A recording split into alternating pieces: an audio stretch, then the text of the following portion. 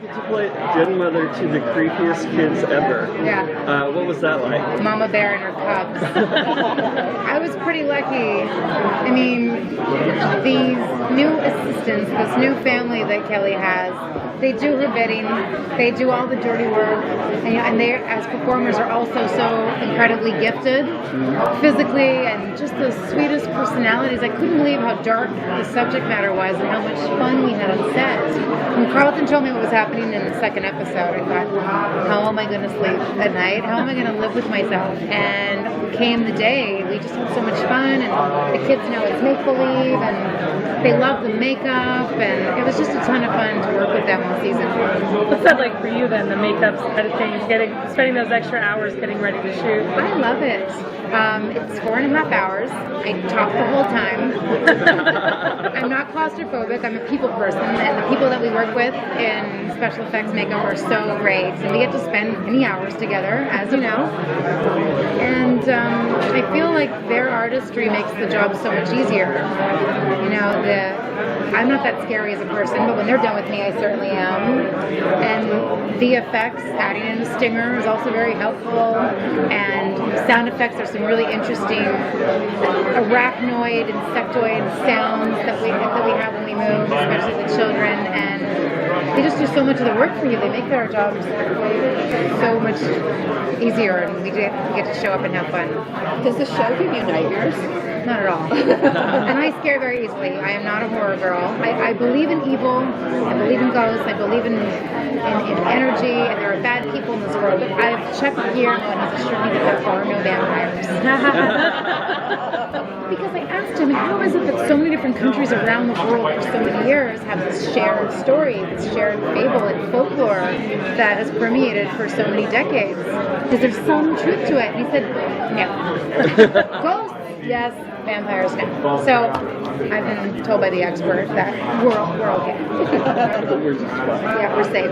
Are we going to find out why exactly the master has chosen Kelly for this particular purpose? I think it's her closeness to her son and Zach's proximity to the merry band of vampire hunters, and he wants to get to the group of them, and knowing that Kelly will stop at nothing to get to Zach, to help him. In my opinion. I'm offering him eternal life. What's Zach offering him? I feel like he's vulnerable, he's not protected, he's in danger, and she wants to connect with him in the only new way that she knows how, and I think it's quite tragic, and she's relentless this season, will stop at nothing, and the master knows that, and he's looking to exploit that in every way he knows, which is why he's bestowed this new family upon her to help her in her mission. She's not only doing his bidding, but her own. So you think that that in her mind, even though she's controlled by the master, that she still has feelings for Zach? Absolutely. Like good feelings for Zach and not...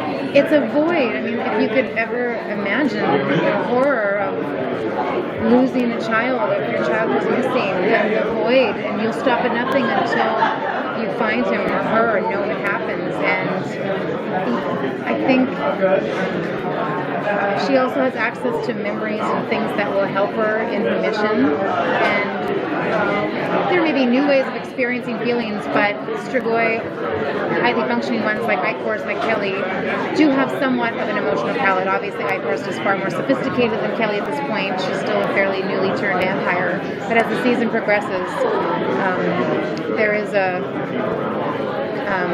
deeper well to draw upon.